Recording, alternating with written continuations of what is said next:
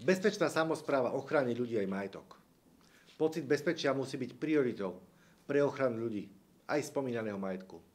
Lenže za ostatné 3 roky štát nedal ani cent, ani euro, aj z DPH, aj bez DPH, na kamerové systémy pre mesta a obce. A pritom v televízii takmer každý deň vidíme, ako práve mestské a obecné kamery dokážu pomôcť pri vyčíňaní nespratníkov.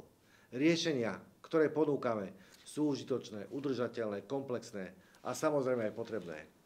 Strana Hlas má riešenia, ktoré si zaslúžia názov Bezpečná samospráva. O čo ide? V prvom rade o systematickú podporu rozširovania kamerových monitorovacích systémov, lebo až 84% samospráv sú tie, kde sa kamery osvedčili. Keďže iba 43% samospráv má kamerami pokryté kľúčové zóny, pomôžeme im s rozširovaním kamer. Hlas ďalej pomôže aj v tom, čomu hovoríme podpora medziobecnej spolupráce mestských a obecných polícií, ktoré svojimi službami pomáhajú obyvateľom aj v susedných obciach. Až 69% primátorov a starostov vidí priestor na medziobecnú spoluprácu na úseku zabezpečovania verejného poriadku. Ich potrebe sa neotočíme chrbtom.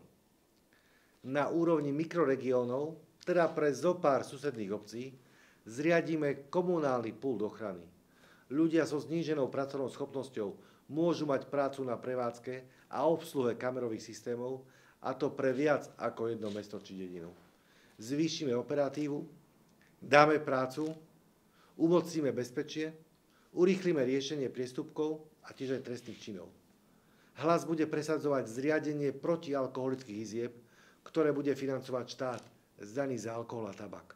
A netreba zabúdať, že bezpečná samospráva priamo súvisí aj s cestovným ruchom, ktorý mimochodom do roku 2020 tvoril až 3% hrubého domáceho produktu a v tom čase živil viac ako 180 000 ľudí. Dnes mu chýba jasná podpora zo strany vlády. Ide o zotrvačnosť, ktorou cestovný ruch dnes funguje.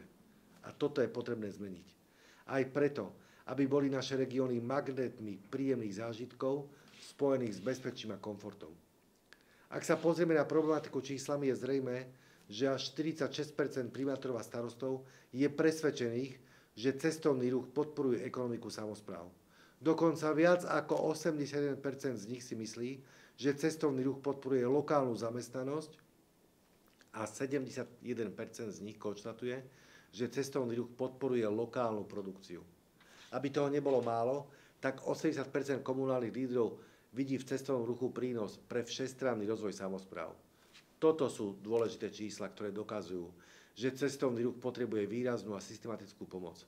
Ale s cestovným ruchom sa spája aj pocit bezpečia, pretože ak sa niekde necítime príjemne, útulne, alebo máme obavy o svoje zdravie či majetok, trpí celý reťazec producentov potravín, výrobcov propagačných materiálov, až po penzión jeho zamestnancov a samozrejme klesajú aj príjmy samospráv.